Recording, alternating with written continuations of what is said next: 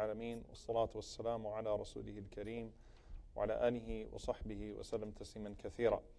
So tonight actually we're going to start off with it's actually a story that is narrated in the tafseer of a very famous ayah, which is Surah Al-A'raf, verse 199. And the story of this ayah is profound because it involves many ahadith and many narrations of the companions of the Prophet ﷺ.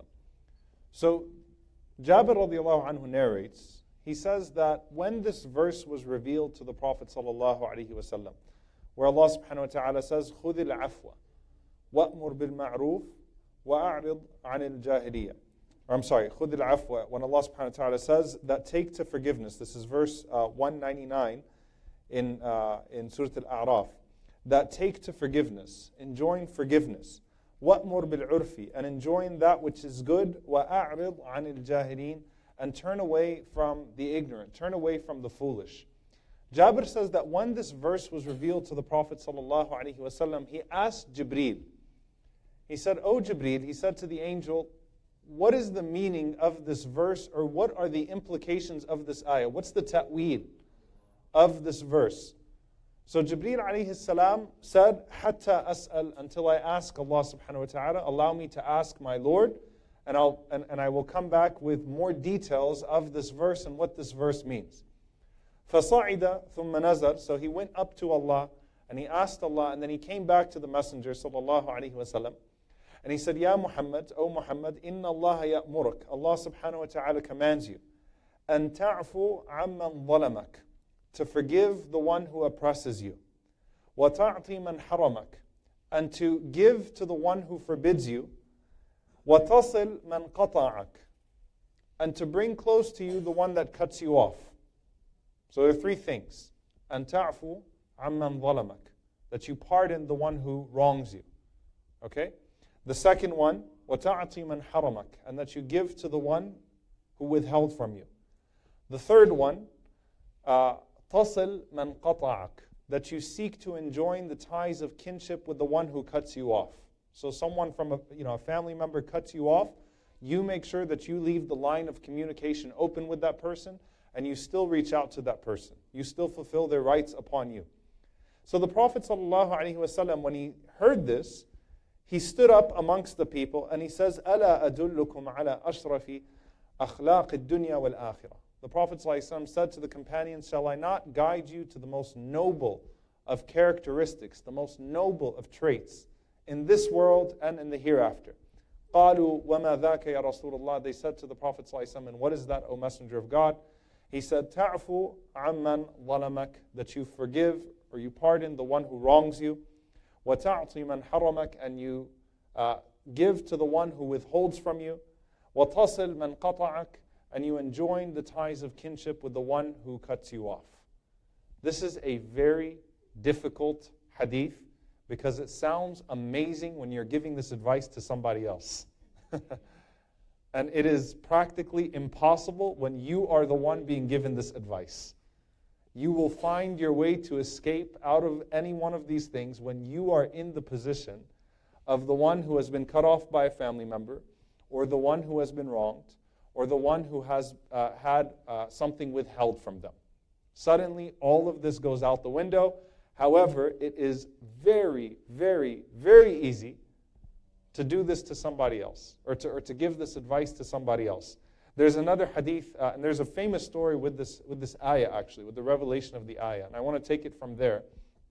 And the point of this halaqah, so that you know where I'm going with this, as we're talking about social justice, is that most injustices are perpetuated because someone failed to take the higher road. So an injustice is committed and another person comes back with vengeance, and that perpetuates a sense of injustice. And instead of holding ourselves to higher standards, we continue to justify our lower standards by saying, well, this is what was done to me. I'm going to return in like manner. I'm going to respond in like manner. So on those lines, this is a very powerful lesson that we learn from the Qur'an and from the Sunnah of the Prophet ﷺ. The famous story with the ayah is that Al-Hurr ibn Qais, Al-Hurr ibn Qais was one of the Huffaz. He was one of the people who memorized the Qur'an, and he was one of the Shura one of those who Umar radiallahu anhu would consult. So he was part of the shura body, the consultation body that Umar radiallahu anhu would keep close to him. And he was a very young man. And Umar radiallahu ta'ala anhu used to always include him in his meetings. So this is actually a narration of Bukhari from Ibn Abbas, which is why it's so famously quoted. So one day, while Al-Hurr was sitting with Umar radiallahu ta'ala anhu, a cousin of Al-Hurr asked him if he could get permission to sit with Umar ibn al-Khattab. So will you let me into these meetings so that I can also sit with Umar ibn al-Khattab? And Umar was the Khalifa, so Umar is the authority. So Umar radiallahu ta'ala anhu let him in. His name was Uyayna. And he came inside, and he immediately started to scream at Umar ibn al-Khattab radiallahu ta'ala anhu. And he said to him, Ya ibn al-Khattab, beware or woe to you, O ibn al-Khattab, O son of al-Khattab. By Allah, you neither give us sufficient provision, nor do you judge amongst us with justice. So he made a severe accusation against Umar radiallahu ta'ala anhu, and it was unfounded, and it was out of place. So Umar radiallahu ta'ala anhu, Ibn Abbas was there, as was Al-Hurr. Umar radiallahu ta'ala anhu was angered by that. And Umar has the power of three things, as the scholars of Hadith say. He has the power of as-sulta, he has the power of authority, he has the power of his body. He's a much bigger man than the one who insulted him. And he has the power of ad-durra. He had his cane with him, he had a stick. So it could have easily just been a pick up that stick and smack him with it one time and be on your way. I mean, you were let into my gathering, a very important gathering, and you decided to hijack it so that you could throw these baseless accusations. Al-Hurr, as he saw the anger of Umar al-Khattab radiallahu ta'ala anhu, he said to Umar radiallahu ta'ala anhu, he said, Inna Allah ta'ala qala li nabiyhi sallallahu alayhi wa sallam. Allah said to His Messenger sallallahu alayhi wa sallam, khudh al-afwa, that hold to forgiveness, wa'mur bil-urf, and enjoying that which is good, wa'a'rid 'anil jahilin, and turn away from those who are foolish and ignorant. He said, وَهَذَا مِنَ الْجَاهِلِينَ, this is an ignorant man, just turn away from him and ignore him. So Umar radiallahu ta'ala anhu, he observed that, and Ibn Abbas commented, and he said that Umar radiallahu anhu was a person that would always be held by the Book of Allah. Meaning that he was a person who was very conscious and aware of the Qur'an and of the Book of Allah. So when the Book of Allah is used, Umar radiallahu anhu would observe it immediately. As angry as Umar was, he was immediately subdued by the ayah from the Book of Allah. Right? Suddenly, he stopped. So that's a famous incident we take from that. There's also that Abdullah ibn Zubayr radiallahu ta'ala anhu, and this is in Al-Adab al-Mufrad, which is a famous collection of narrations of good mannerisms and characteristics. That Abdullah ibn Zubayr used to say this on the pulpits when he himself was a Khalifa, when he was in charge. He used to recite this ayah, and he used to say that by Allah, we are commanded by this ayah to accept the character of the people, and I will accept their character as long as I am amongst them. I'm going to observe this ayah as long as I'm amongst the people, because Abdullah ibn Zubayr was someone who frequently had to undergo what Umar radiallahu ta'ala anhu had mentioned. So what does this ayah mean, and how does it set the stage for this discussion? The scholars of Qur'an, they say that every person that you meet, or every person that you deal with, will likely deal with you in one of two ways, either with ihsan or taqseer. Ihsan is that they will do more than what is asked of them and more than what is required of them. They'll give you more kindness than you deserve, and they'll do more than what you ask of them. And they will go above and beyond for you. Or they will deal with you with deficiency. You're never really going to have someone that's going to deal with you exactly the way that you deal with them. Either you're doing more or they're doing more. Right? So the way that many of the scholars reflected on this ayah is a very beautiful way. That khudh al-afwa, that you are forgiving. You are forgiving to who? The people of taqseer or the people of ihsan? The people of deficiency, taqseer. Wa'mur bil-urfi. But the way you deal with people should be ihsan, excellence. So first and foremost, forgive the natural deficiencies. Forgive the deficiencies that come your way in the way that you deal with people. But your standard for when you deal with the people should be a standard of excellence, ihsan. Go above and beyond with the people وَأَعْرِضْ عَنِ الْجَاهِلِينَ, and turn away from the foolish, turn away from the ignorant. What that means is, there are going to be some people that even if you deal with them with ihsan, they're still going to give you a hard time. Do not let them sink you to their level.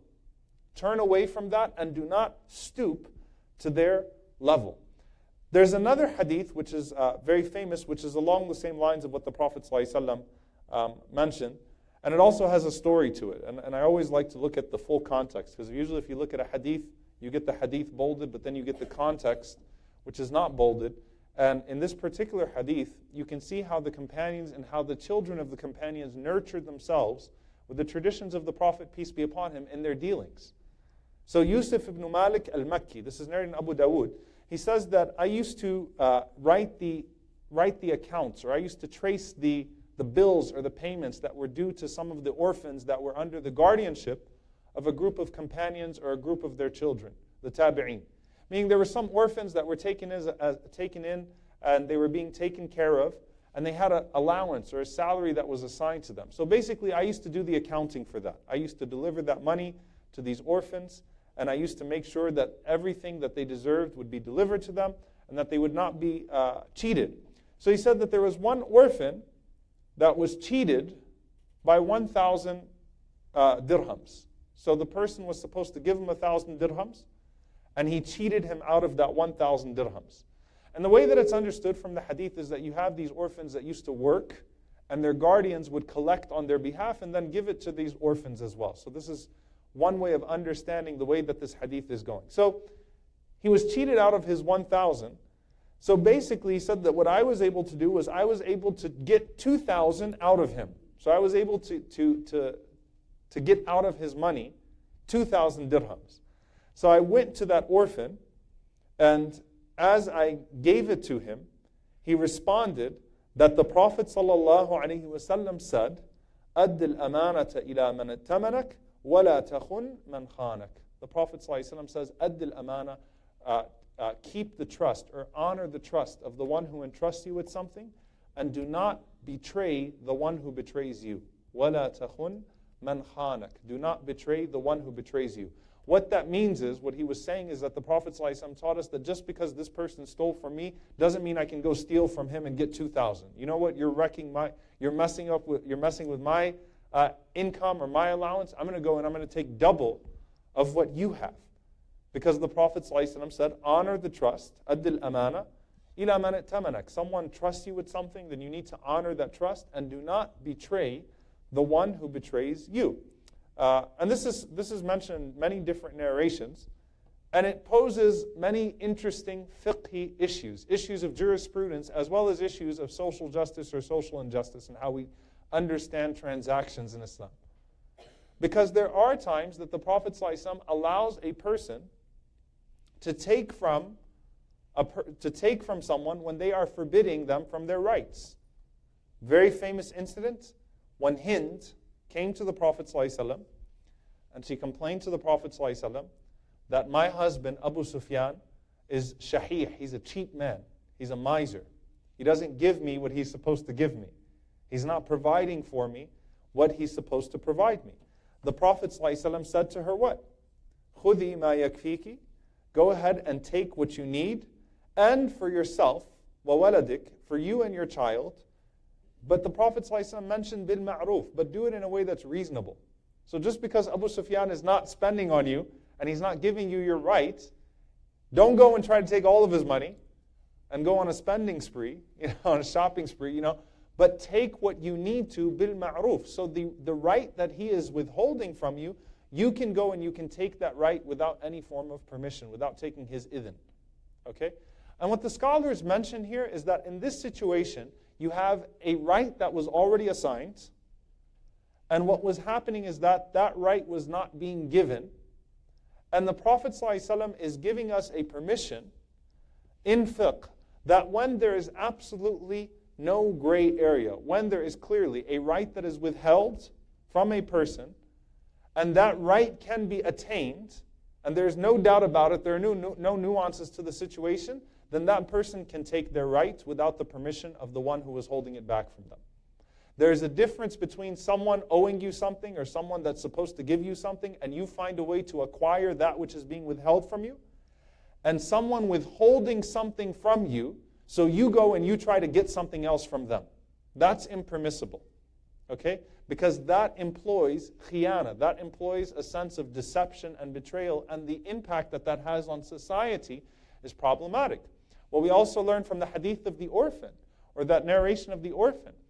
Imam Ibn Taymiyyah rahimahullah commented on that. He said that if someone is wronged with something, the first thing they should do is they go to the authorities to try to receive their right. They don't try to go through some route to try to steal it back or to do something, because what that perpetuates in society is problematic. When Umar radiallahu ta'ala anhu was killed, the idea of establishing due process, right, to make sure that the right person is killed for killing, I meant Uthman. When Uthman radiallahu ta'ala anhu was assassinated, Ali radiallahu anhu emphasizing that we need to make sure that the people that killed Uthman are going to be held accountable, and we don't just unleash havoc on anyone we think was involved in the murder of Uthman radiallahu anhu, because that would set a bad precedent in society. Okay? So the idea of not stooping to the level of your opponent or to the level of the one that wrongs you. Now if you look at the hadith of the Prophet ﷺ, first thing he said, تَعْفُوا عَنْ مَنْ ظَلَمَكَ. You forgive the one that wronged you. Does this mean that you allow the one that wronged you to go held unaccountable? We already mentioned this early on in our series. No. Why? Because you enable that zalim, you enable that oppressor to oppress someone else. So silence is violence. We already went over this.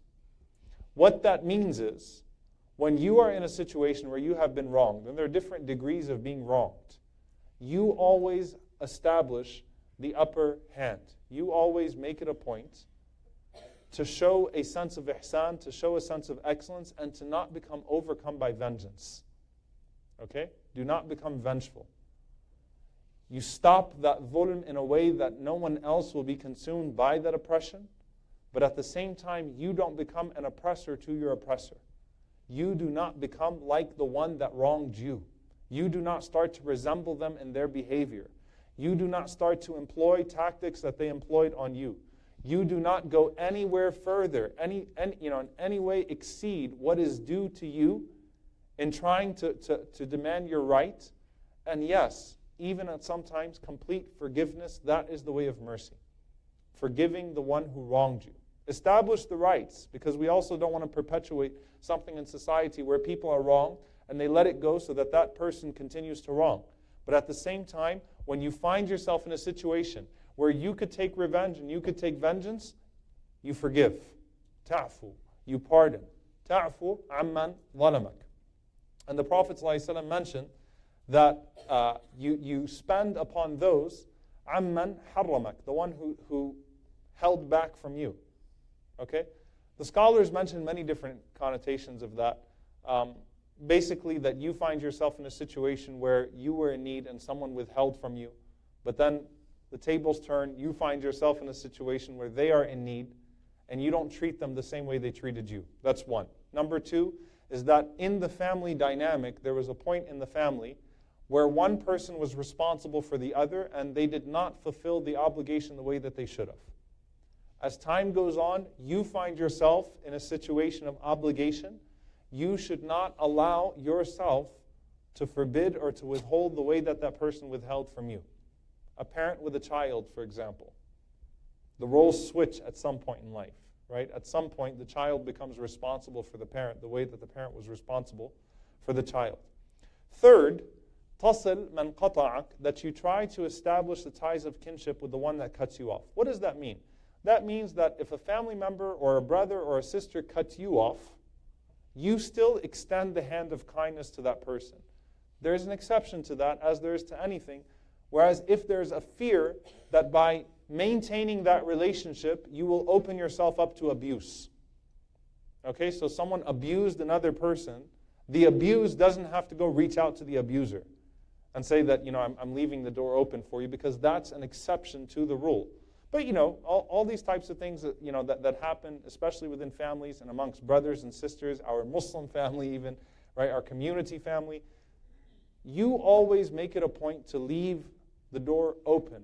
You extend the hand of salam, you extend the hand of peace. You do not cut off your brother or your sister, even when you feel like they have cut you off.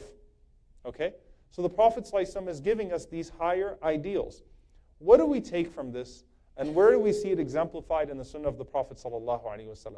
The most obvious of them, as far as amana is concerned, as far as trusts are concerned, is the fact that the Prophet ﷺ was entrusted with the possessions of Abu Jahl, of Uqba bin Abi Mu'ayt, of Amr bin As, of Al-Ashaj, I'm sorry, not Al-Ashaj, there's a fourth person that I'm missing here. Hopefully it'll come back to me, inshallah ta'ala. Akhnas ibn Shurayq, Al-Akhnas ibn Shurayq. The Prophet ﷺ was entrusted with their possessions in Mecca. They put a bounty on his head and wanted to kill him. Put yourself, let's give this a real or a present day manifestation. There's a guy trying to kill you and you have his watch. Are you interested in getting that watch back to that person in any way? Someone entrusted you with something when you were on good terms, and then things fell apart. Are you really worried about maintaining the trust there? Or are you know what, you're trying to kill me. Forget about your stuff. You're trying to kill me. The Prophet ﷺ was entrusted with the possessions, the precious possessions of the people that had oppressed him and were trying to kill him. And when the Prophet ﷺ migrates out of Mecca to escape their persecution, he risks the life of his son-in-law to be, his cousin and his son-in-law to be Ali ibn Abi Talib radiallahu anhu. He leaves him behind and says, return the possessions of everybody. Make sure that you give back their possessions. La takhun man khanak. Do not betray the one who betrays you. Do not deal with them the way that they dealt with you. The reason why I chose the title of the halaqah with a very particular sentence, it's a very beautiful sentence that you may have heard. Omar al-Mukhtar, may Allah be pleased with him, was obviously the Libyan warrior who fought imperialism and one of the heroes of the last century. And Omar Mukhtar, this is a very famous incident that happened with him. He had 2 Italian captives. He was able to capture 2 Italian captives from the Italian soldiers. And one of his generals said to him, why don't we mutilate them, make an example of them? Let's kill them. The way that they always kill us when they capture us. What they do to us when they capture us. So Omar Mukhtar said, we don't kill our prisoners. We're not a people who killed their prisoners. And the man responded with, but they do it to us. And Omar Mukhtar said the very famous statement, they are not our teachers. They are not our teachers. There's so much that is profound about that statement, especially in a recent manifestation. They are not our teachers. They mutilate our prisoners. We will not mutilate their prisoners. We don't learn the ethics of war from them. We don't learn the ethics of transactions from people who oppress. We don't learn the ethics of family or anything.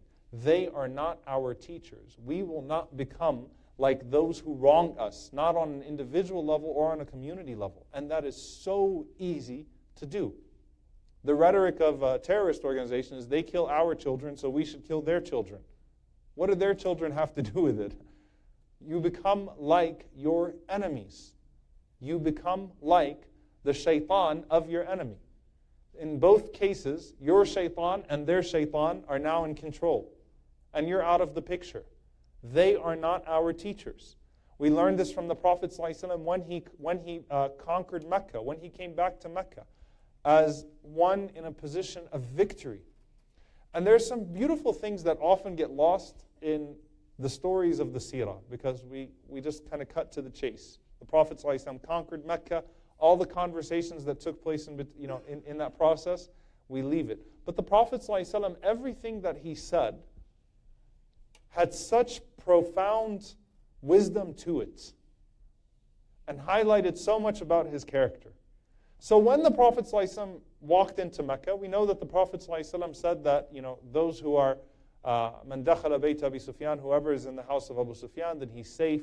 whoever is in their homes, they are safe. The Prophet ﷺ is assuring people of safety as he returns to Mecca victorious. But when the Prophet ﷺ gathers, and he's standing now on a Safa, and all of these people are in front of him, and he is victorious, and he has this army behind him of people, by the way, who have all lost family members to those that are in front of them. So it's not just the Prophet ﷺ who lost Khadija and Abu Talib or Sumayya or these different great companions that were murdered and persecuted in Mecca, or Hamza at the hands of Hind, by the way. Hind, the same woman that came to the Prophet ﷺ and asked her about money and the rights from Abu Sufyan. He didn't tell her, get out of my face, you murdered my uncle. He actually gave her a very lenient, a very merciful response. But all of these people are in front of the Prophet ﷺ, and these are the people that also abused and killed the family members of these companions behind the Prophet ﷺ. And what does he say to them? What do you think I should do with you? Think about that. He asked them the question, like, what do you think I should do with you? You know? And it was asked in the form of a question. What should I do with you? What is the right course of action here? And they know, so they don't even give the Prophet ﷺ like an answer, a real answer. They say, what? You're a noble man, you're a generous man, you're the son of generous people, you're the son of nobles. You know, we can't say to you, well, maybe you should just go get that person and that person, leave us out of it. We didn't have to do with it. You should just take the leaders and you should execute them. Because they knew that they had no answer. But the Prophet ﷺ says to them, اذهبوا فأنتم الطلقاء. Go, for you are free. And he recited the words of Yusuf alayhi salam, لا تثريب عليكم اليوم. There's no blame on you today. By the Prophet ﷺ asking them the question, Ibn al-Qayyim rahimahullah says, he established the hujjah against them. He established the proof against them. And this is where usuliyun come in. Scholars who actually study the principles by which our jurisprudence is extrapolated. Ibn al-Qayyim rahimahullah said that was important for the Prophet ﷺ to show that the standard is still there. Justice could technically be established where you could be killed and I would be justified. Islamically, morally, and by any human measure, you persecuted people, you ran them out, you pursued them in battle, you killed my family members, you killed their family members. You would assume that when these people come back as a big army, as an overwhelming army, they cause a bloodbath. Right? So he was establishing the hujjah. He's establishing the proof of it. Like, look, this is the standard. You know how these things go. But I'm not going to deal with you with that. Instead, I'm going to choose pardon. So it was not just flowery language. The Prophet ﷺ was establishing the hujjah against them first. He's establishing the proof against them first. Then the Prophet ﷺ was telling them that they will not be dealt with the sword, or they will not be dealt with vengeance. This also happened in a very famous incident. Ghawrath ibn al-Harith, when he saw the Prophet ﷺ laying under a tree, and the Prophet ﷺ's sword was in the tree. I've told this story probably very recently, I think I did. And Ghawrath grabs the sword while the Prophet ﷺ is under that tree and stands on top of him and says, Ya Muhammad, man yamna'uka minni? O Muhammad, who will stop me from killing you? And the Prophet ﷺ said without any fear, Allah.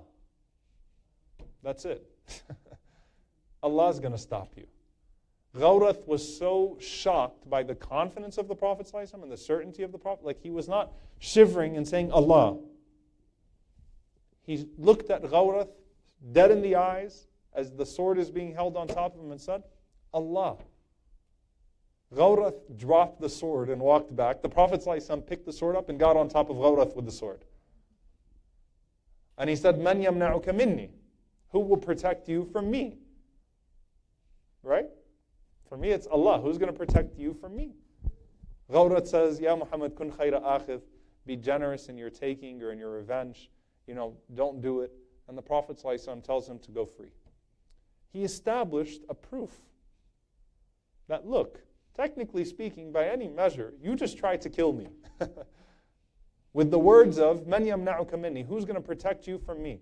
I could have dealt with you with the exact same way, I chose otherwise. Why? You are not my teacher. They are not our teachers. When people deal with us with bad character, they are not our teachers.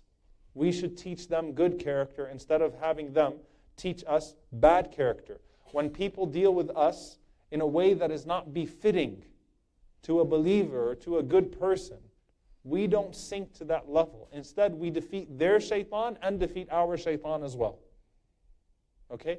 Even if that involves the taking back of the rights or the pursuit of justice, which is necessary, so that an oppressor cannot be enabled, we do not sink to the level of those that wrong us, whether it's with their tongue, because if you think about that hadith as well, dhulm is a very broad topic, but that you don't withhold from the one that withheld from you financially. And you don't cut off the one that cut you off, which is usually a matter of words, right? We do not stoop to their level, and we do not become the people that we hate. That is, of course, the story of triumph throughout our history. The triumph of Salah ad-Din al-Ayyubi rahimahullah ta'ala when he entered into Jerusalem, and he did not deal with the Crusaders or with the people of Jerusalem the way that he was dealt with and the way that the Muslims were dealt with when they entered into Jerusalem. Conventional wisdom was that he's going to mutilate just as they mutilated. He's going to wrong just as they wronged. That his army will rape and carry out all sort of horrific tactics of war because that's what was done to the Muslims. Salah ad-Din decided to do none of that. Not only did he win Jerusalem, he won the hearts of everyone that would hear of Salah ad-Din and his conquest of Jerusalem. He taught them and he gave them an example. He set a standard which is different from the standard amongst the people of that time. Right? So we set different standards for ourselves. We do not allow ourselves to respond in like manner. And there are many different manifestations of this. Many different manifestations of this. But I want to share with you in ending, inshallah ta'ala, and closing, then we'll go to our questions. And this really resonated with me. And I want you to think about this very deeply. Okay? And I hope, inshallah, this keeps you thinking for the entire night, because it should keep you thinking for the entire night.